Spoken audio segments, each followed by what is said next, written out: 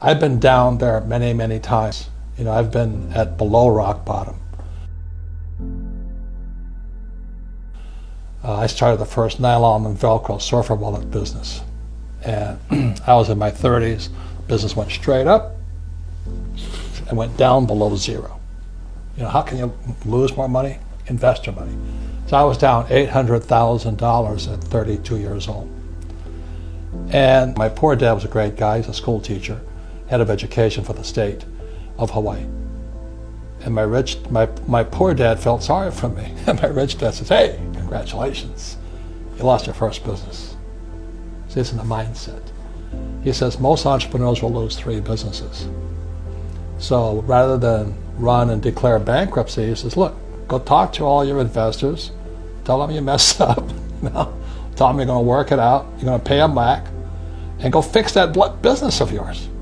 So rather than run and hide like some of my partners did, this is in Hawaii where I started the Velcro wallet business. I had to go back in and kind of find out most of the mistakes I made.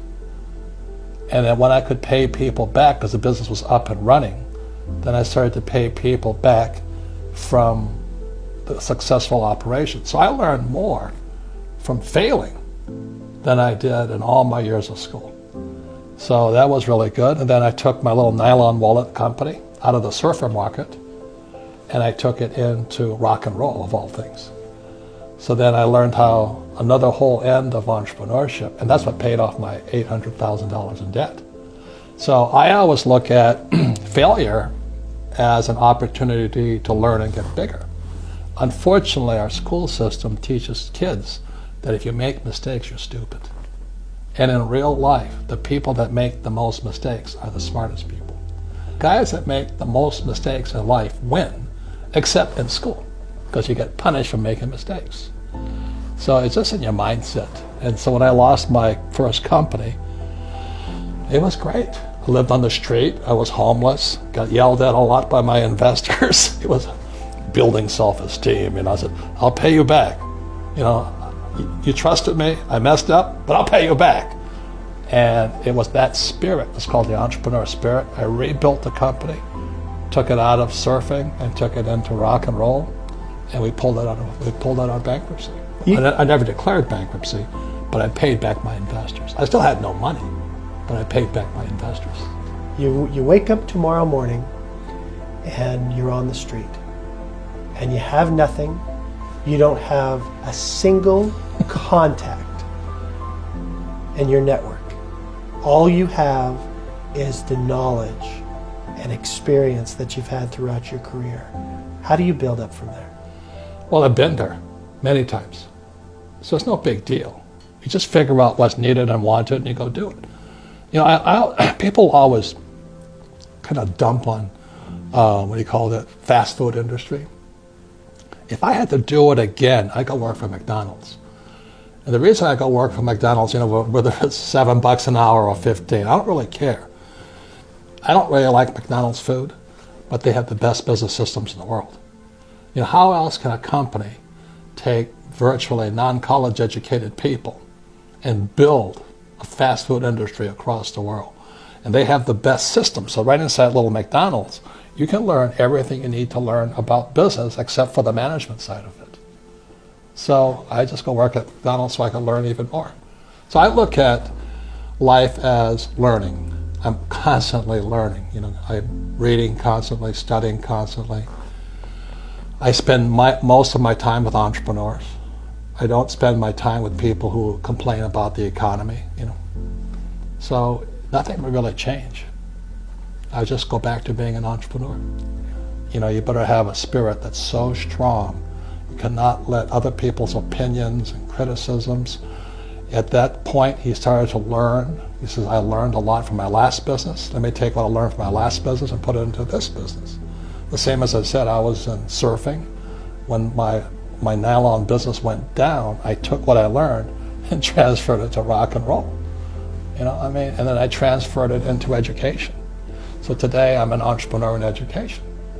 I teach entrepreneurship because I understand what entrepreneurship is. The trouble with most entrepreneurs are self-employed.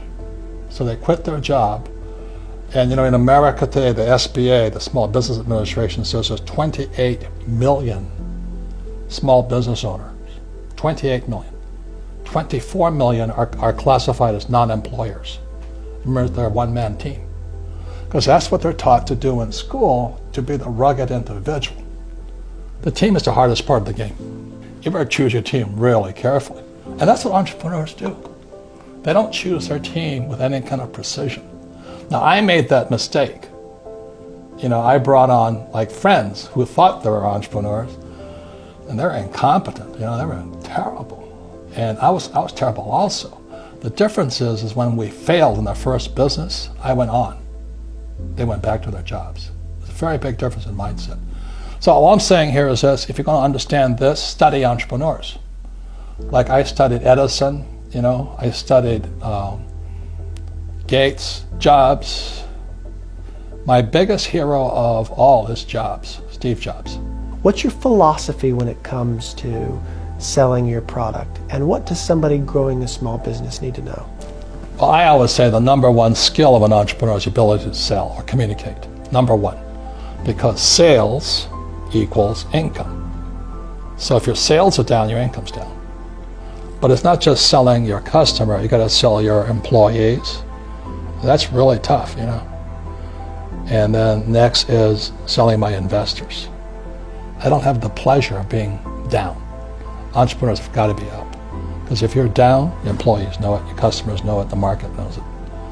So number one is sales. But when you look at the big picture, there's three things an entrepreneur must learn. Number one is PR. Under that is marketing. And what marketing does is like advertising. They want to set the customer up to get ready to buy. Oh yeah, I saw that Kia ad. I want to buy a Kia. I want to buy some land, I want to buy this. So the customer is now primed to buy. That's marketing's job. Then the last thing is a sale. So if you've done a really good job on PR, then you've done a great job on marketing. The sale is like that. They walk in, they buy. But if you have no PR and you have no marketing, you have to pound, hard close. Well, Mr. Customer, today's changing business environment, you should buy my insurance. And people today hate sales pitches more than ever before. So the number one sales job of a true entrepreneur is to develop your ability to get PR. And I'll say it again, most entrepreneurs are not good at sales. They're horrible at marketing. They have no idea what it is. And they can't get any PR. And so they struggle. And again, sales equals income. So they crash.